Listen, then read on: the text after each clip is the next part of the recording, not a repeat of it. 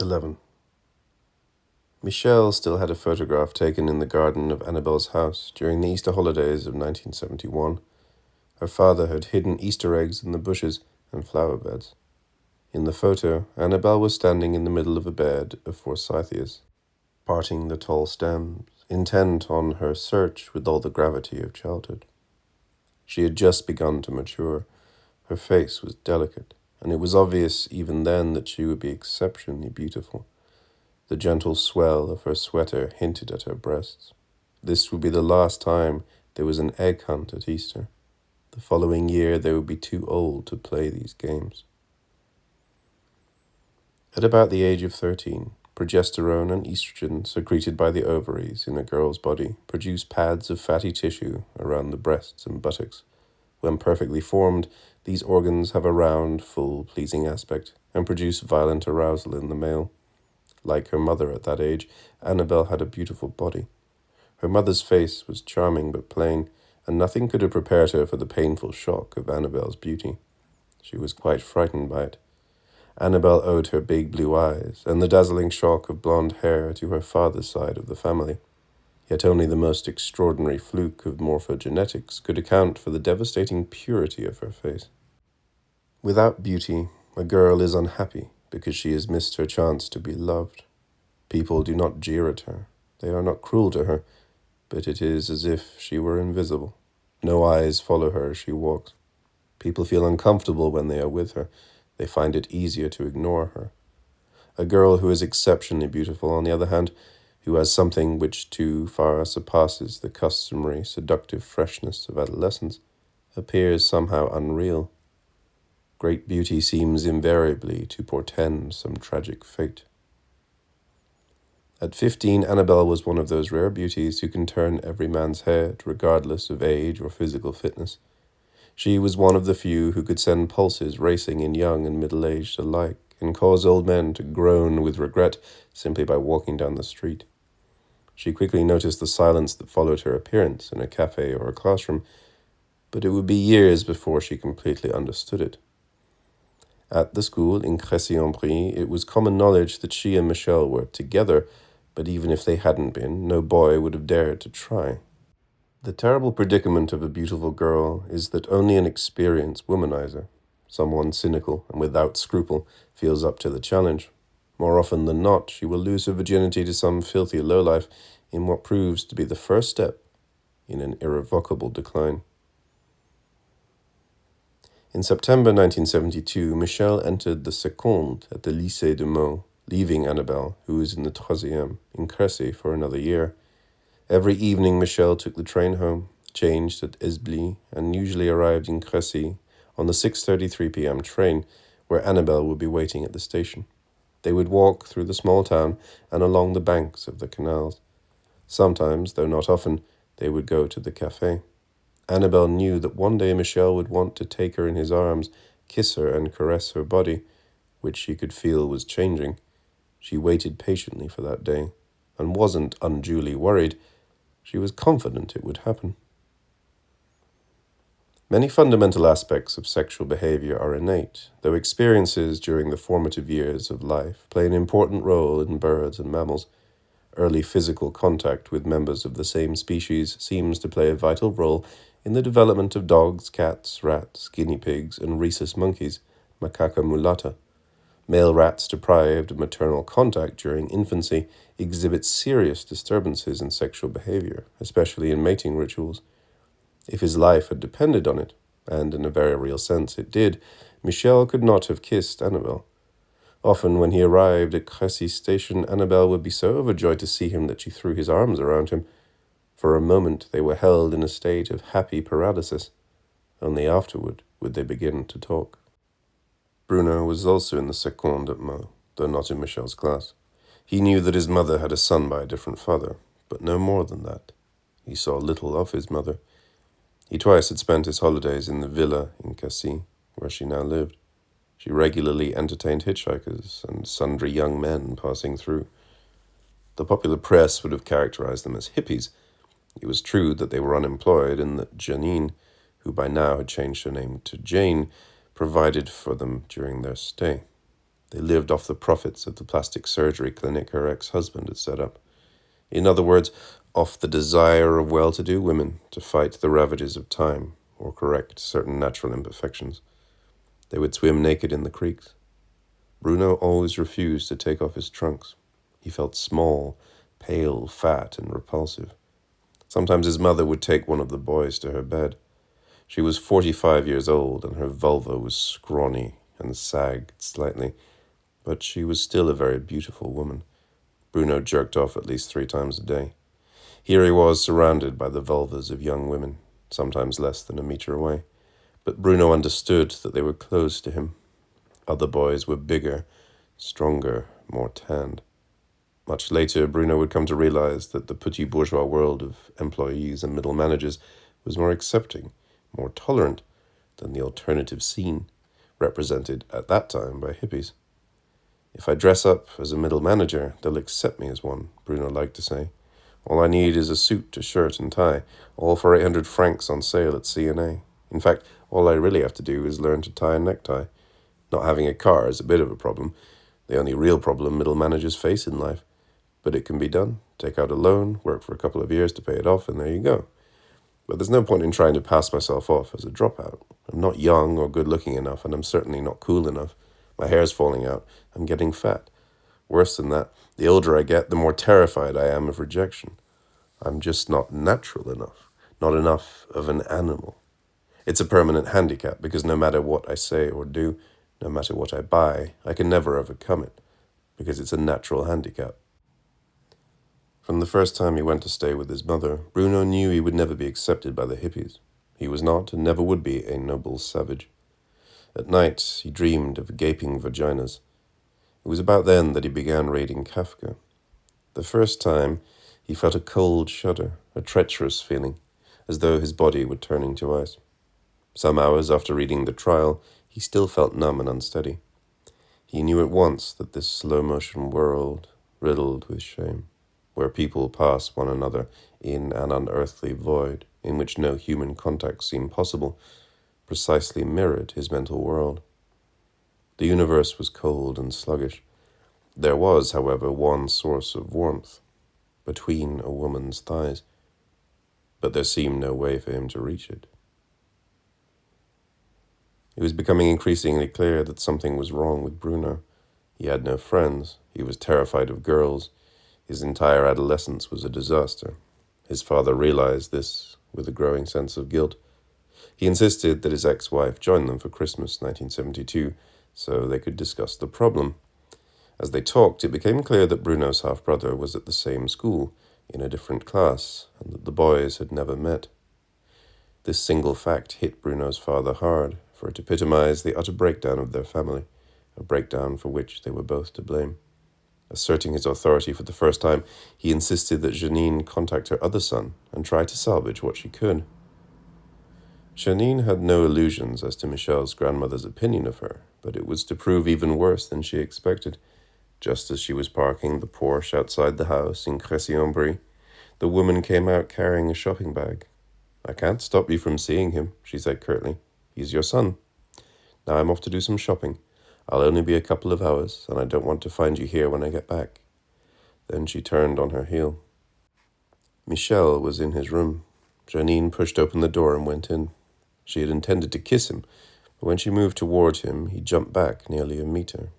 He had grown to look strikingly like his father, the same fine blonde hair, the same sharp features and high cheekbones. She had brought him a present, a record player and some Rolling Stones albums. He took them without a word. He kept the record player, but smashed the records some days later. His room was austere, without a single poster on the wall. A math book lay open on his desk. "What are you working on?" she asked. "Differential equations," he answered reluctantly. She had wanted to talk to him about his life, invite him on vacation. Obviously, that was out of the question. She simply told him that his brother would be coming to visit him, and he nodded. She had been there almost an hour, and the silences were becoming more drawn out, when they heard Annabelle's voice from the garden. Michel ran to the window and shouted for her to come in. Janine watched the girl as she opened the gate. "She's pretty, your girlfriend," she said, her mouth twisting slightly. The word lashed Michel like a whip, and his whole expression changed. Annabelle passed as Janine was climbing into the Porsche. The woman stared at her eyes filled with loathing. Michel's grandmother felt no antipathy toward Bruno. In her blunt but essentially accurate opinion, he was another victim of Janine's parenting skills. Every Thursday afternoon, Bruno would go to see Michel, taking the train from Crécy-la-Chapelle. If it was possible, and it almost always was, he would find a girl on her own and sit facing her. Most of them wore see-through blouses or something similar and crossed their legs. He would not sit directly opposite, but at an angle, sometimes sharing the same seat a couple of feet away. He would get a hard-on the moment he saw the sweep of long blonde or dark hair. By the time he sat down, the throb in his underpants would be unbearable. He would take a handkerchief out of his pocket as he sat down and open a folder across his lap. In one or two tugs, it was over. Sometimes, if the girl uncrossed her legs just as he was taking his cock out, he didn't even need to touch himself. He came the moment he saw her panties. The handkerchief was a backup. He didn't really need it. Usually he ejaculated across the folder, over pages of second-order equations, diagrams of insects, or a graph of coal production in the USSR. The girl would keep reading her magazine. Years later, Bruno could never see himself in that boy. He knew these things had happened and that they were directly connected to the fat, timid boy in the photographs of his childhood. The little boy was clearly related to the sexually obsessed adult he had become. His childhood had been difficult, and his adolescence ghastly. He was 42 now. Objectively, death was still a long way off. What was left? Oh, there would be other blowjobs, and he would come to accept having to pay for them. A life lived in pursuit of a goal leaves little time for reminiscence. As his erections became shorter and more infrequent, Bruno felt himself succumb to a sad decline. His only goal in life had been sexual, and he realized it was too late to change that now. In this, Bruno was characteristic of his generation. While he was a teenager, the fierce economic competition French society had known for 200 years abated. The prevailing opinion was that economic conditions tended toward a certain equality. The Swedish model of democratic socialism was referred to by politicians and businessmen alike. In such a society, Bruno was not motivated to distinguish himself through financial success. His sole professional objective was, quite reasonably, to fade into the vast, amorphous mass of the middle classes, as President Giscard d'Estaing would later refer to it. But human beings are quick to establish hierarchies and keen to feel superior to their peers. Denmark and Sweden, which then provided the socio-economic models for European democracies, also oblige with a model of sexual liberation. Unexpectedly, this great middle class of labourers and office workers, or rather their sons and daughters, were to discover a new sport in which to compete. At a language course which Bruno attended in 1972 in Traunstein, a small Bavarian village near the Austrian border, Patrick Castelli, a young French boy in his class, succeeded in fucking 37 girls in the space of 3 weeks. Over the same period, Bruno managed to score 0. In the end, he flashed his prick at a shop assistant in a supermarket. Lucidly, the girl broke out laughing and did not press charges. Like Bruno, Patrick Castelli was a good student from a respectable family, and their career prospects were almost identical. Bruno's memories of his adolescence were all of this kind. Later, the rise of the global economy would create much fiercer competition, which swept away all the dreams of integrating the populace into a vast middle class with ever-rising incomes. Whole social classes fell through the net and joined the ranks of the unemployed, but the savage sexual competition did not abate as a result. Quite the reverse. Bruno had known Michel for 25 years now. Over the course of this terrifyingly long period, he felt he had hardly changed at all. He firmly believed in the concept of a kernel of personal identity, some immutable core which defined him. It was true, however, that vast tracts of his intimate history had sunk without trace from his memory. There were months, years in fact, that seemed as though he had never lived them. This was not true of his adolescence, which was a rich seam of memories and formative experiences. The human memory, his brother explained to him much later, resembles Griffith's consistent histories. It was in May, and they were drinking Campari in Michel's apartment. They usually talked about social and political issues, and rarely discussed the past. That evening was an exception. Each person has a set of memories of differing points in their lives, Michel explained. The memories come in different forms: thoughts, feelings, faces.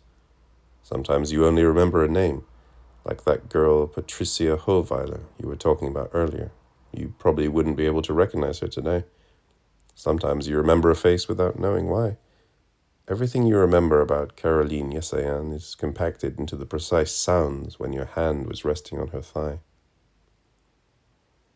Griffith's consistent history approach was introduced in 1984 to create coherent narratives from quantum information. A Griffith's history is constructed from a succession of more or less random quantum measurements taken at different moments. Each measurement defines a specific physical mass at a precise moment with reference to a specific set of values. As an example, in a time t1, an electron moves at a certain speed approximately determined depending on the method of measurement. At a time t2, it is situated at a certain point in space. At a time t3, it has a certain spin value. From this collection of measurements, it is possible to construct a history which is logically consistent. It cannot be said to be true, simply that it can be sustained without contradiction. Under a given set of experimental conditions, a finite number of possible histories can be recreated using Griffith's method. These are called Griffith's consistent histories. In these, the world behaves as though composed of separate objects, each having fixed intrinsic properties. However, the number of consistent histories that can be created from a single set of data is generally greater than one.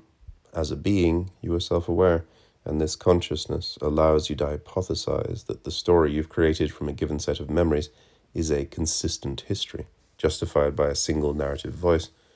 As a unique individual, having existed for a particular period and been subjected to an ontology of objects and properties, you can assert this with absolute certainty, and so automatically assume that it is a Griffith's history. You make this hypothesis about real life rather than about the domain of dreams. "I'd like to believe that the self is an illusion," said Bruno quietly. "But if it is, it's a pretty painful one." Michel, who knew nothing about Buddhism, couldn't answer. It was not an easy conversation. They saw each other twice a year at most. In September 1973, they had both started in the Première C, and for 2 years they took the same math and physics classes. Michel was far ahead of the rest of his class. Human reality, he was beginning to realize, was a series of disappointments, bitterness, and pain. He found in mathematics a happiness both serene and intense. Moving through the half-light, he would suddenly find a way through, with some formula, some audacious factorization, and be transported to a plane of luminous serenity. The first equation in any proof was the most poignant, because the truth fluttering in the distance was still precarious. The last was the most thrilling, the most joyful. That same year, Annabelle entered the seconde at the Lycée de Meaux.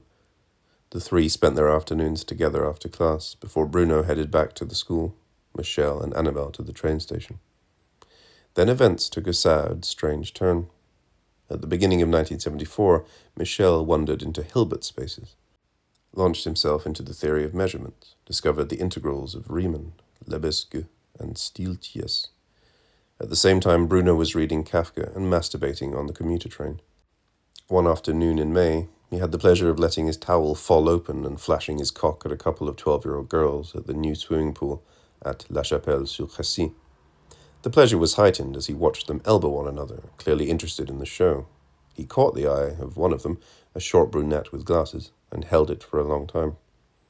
Though he was too miserable and frustrated to be especially interested in the psychology of others, Bruno realized nonetheless that his half-brother's situation was worse than his own. They often went to the cafe together. Michel would wear anoraks and caps that made him look ridiculous. He was hopeless at table soccer, and Bruno did all the talking. Michel barely moved, barely said a word. He simply stared at Annabelle, his gaze attentive but lifeless. Annabelle did not give up. For her, Michel's face was like a commentary from another world. At about that time, she read the Kreutzer Sonata, and, for a moment, thought she understood him. 25 years later, it was clear to Bruno that everything about their relationship had been lopsided, out of kilter, abnormal. There had never been a future in it. But the past always seems, perhaps wrongly, to be predestined. 12. A balanced diet. In revolutionary times, those who accord themselves with an extraordinary arrogance the facile credit for having inflamed anarchy in their contemporaries fail to recognize that what appears to be a sad triumph is in fact due to a spontaneous disposition determined by the social situation as a whole. Auguste Comte, Cours de philosophie positive, Leçon 48. France in the 1970s was marked by the controversy surrounding Phantom of the Paradise, A Clockwork Orange, and Les Valseuses, three very different films whose success firmly established the commercial muscle of a youth culture based principally on sex and violence, which would redefine the market in the decades that followed. Those who had made their fortunes in the 1960s, now in their 30s, found their lives mirrored in Emmanuel, released in 1974. In the context of a Judeo-Christian culture, Juste Jacquin's film, with its mixture of fantasy and exotic locations, appeared as a manifesto for the leisure class. A number of other important events in 1974 further advanced the cause of moral relativism. The first Vitatop Club opened in Paris on 20th March. It was to play a pioneering role in the cult of the body beautiful. The age of majority was lowered to 18 on 5th July, and divorce by mutual consent was officially recognized on the 11th, thus removing adultery from the penal code. Lastly, on 28th November, after a stormy debate described by commentators as historic, the Veil Act legalizing abortion was adopted, largely thanks to lobbying by the left. Christian doctrine, which long had been the dominant moral force in Western civilization, accorded unconditional importance to every human life from conception to death. The significance was linked to the belief in the existence within the body of a soul, which was by definition immortal and would ultimately return to God. In the 19th and 20th centuries, advances in biology gave rise to a more materialist anthropology, radically different in its assumptions and significantly more moderate in its ethical counsel. On the one hand, this change meant that the fetus, a small collection of steadily subdividing cells, was no longer acknowledged as a viable individual except by consensus, absence of genetic defects, parental consent. On the other hand, the new concept of human dignity meant that the elderly person, a collection of steadily failing organs, had the right to life only as long as it continued to function well enough. The ethical problems posed by extremes of youth and age, abortion, and, some decades later, euthanasia, would become the battleground for different and radically antagonistic worldviews. The agnosticism at the heart of the French Republic would facilitate the progressive, hypocritical, and slightly sinister triumph of the materialist worldview. Though never overtly discussed, the question of the value of human life would nonetheless continue to preoccupy people's minds. It would be true to say that in the last years of Western civilization, it contributed to a general mood of depression, bordering on masochism. For Bruno, who had just recently turned 18, the summer of 1974 was a significant, possibly crucial period in his life. Years later, it would recur in sessions with his psychiatrist, who seemed to enjoy the story immensely. Sometimes Bruno altered or refined the details, but this is his standard version. It was the end of July. I was staying on the coast with my mother for a week. The house was full of people coming and going. My mother was sleeping with some Canadian guy at the time, young, built like a lumberjack. The day I was supposed to leave, I got up early. It was already pretty hot. I went into her room. They were still asleep. I hesitated for a second or two, and then I pulled the sheet off them. My mother moved, and for a minute I thought she was going to open her eyes. Her thighs parted slightly. I knelt down in front of her vagina. I brought my hand up close, a couple of centimeters away, but I didn't dare touch her. Then I went outside and jerked off. There'd always been cats hanging around the house, mostly strays. A black cat lay sunning itself on a rock. The land around the house was stony and white, a merciless white. The cat looked over at me from time to time while I was whacking off, but closed its eyes just before I came. I bent down and picked up a rock. The cat's skull shattered, and some of its brains spurted out. I covered the body with a pile of stones and went back inside. There was still nobody awake. Later that morning, driving me back to my father's house about 50 kilometers away, my mother talked to me about Di Meola for the first time. Apparently, he'd left California 4 years earlier and had bought a big place on the hills of Ventoux near Avignon. In the summer, he took in young people from all over Europe and America. She thought maybe I could go there one summer. She said it would broaden my horizons. According to her, Di Meola's commune wasn't a cult. It simply passed on the teachings of the Brahmin.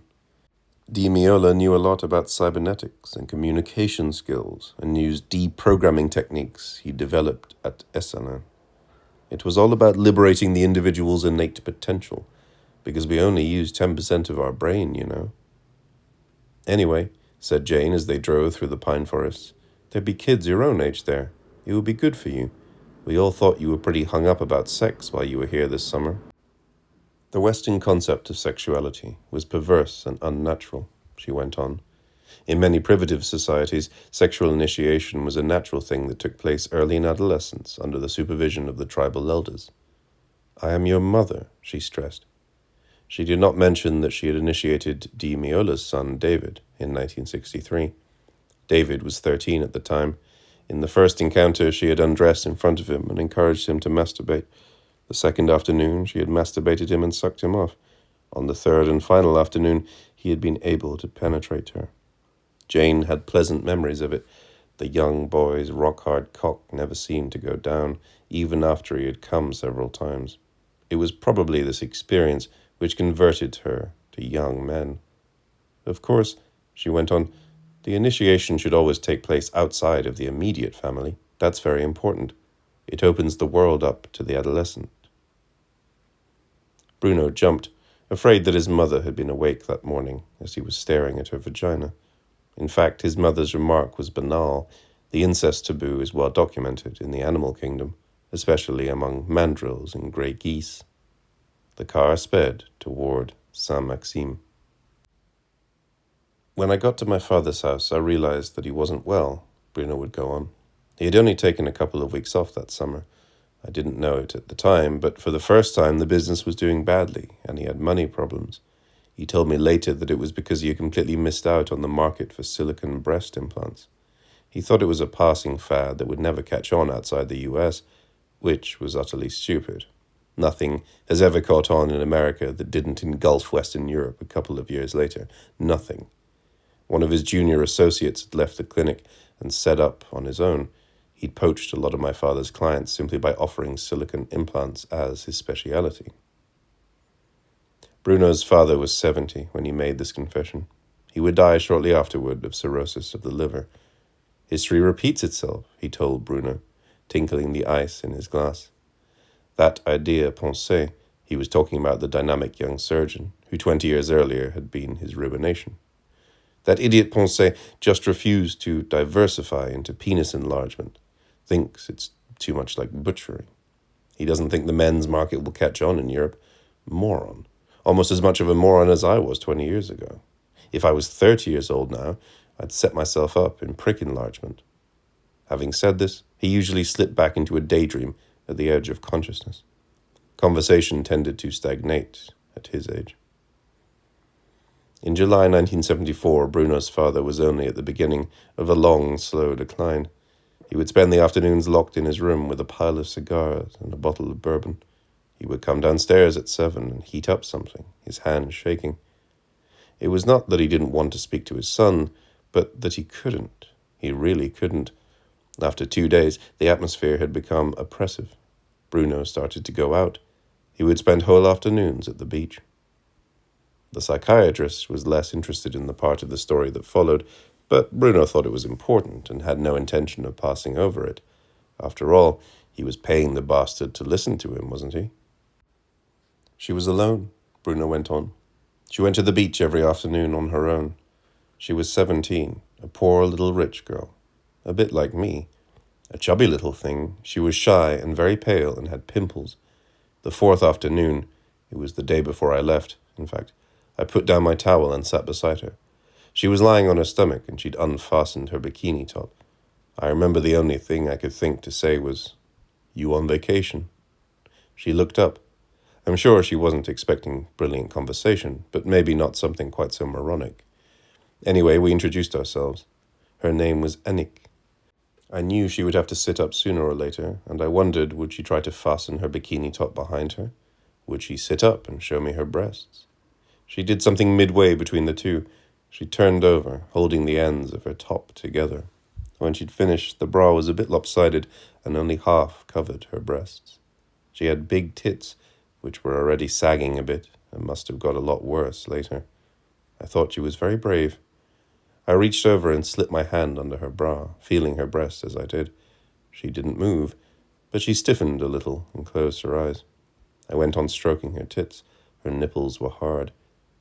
It was one of the most beautiful moments of my life. Things got complicated after that. I took her back to my house and we went up to my room. I was scared my father would see her. He had been with a lot of beautiful women in his life, but he was asleep. Actually, he was completely drunk. He didn't wake up until 10 o'clock that night. Strangely, she wouldn't let me take off her panties. She told me she'd never done it before. In fact, she'd never really done anything with the boy before. But she was quite happy to jerk me off. She was pretty enthusiastic. I remember she was smiling. Then I moved my cock up to her mouth. She sucked it a little bit, but she didn't really like it. I didn't push it. I straddled her, and when I slipped my cock between her tits, she moaned a bit and seemed happy. I was really turned on. I pushed down her underpants. She didn't stop me this time. She even lifted herself up to help me. She wasn't particularly pretty, but her pussy was as beautiful as any pussy in the world. Her eyes were closed. When I slipped my hands under her ass, she parted her thighs completely. I was so excited that I came right there before I could even put it in her. There was jism in her pubic hair. I was really upset, but she said it didn't matter, that she was happy. We didn't really have much time to talk. It was nearly 8 o'clock, and she had to get back to her parents. I remember she told me she was an only child. I don't know why. She seemed so happy, so proud to have a good reason to be late for dinner that I nearly cried. We kissed for a long time in the garden in front of the house. The next day I went back to Paris. When he finished his story, Bruno paused for a moment. The psychiatrist discreetly shifted in his chair and said, about nothing in particular, "Good." Depending on how much of the hour had elapsed, he would prompt Bruno again, or simply say, "We'll leave it there for today," stressing the last word a little to make this a question. As he said this, his smile was polished and effortless.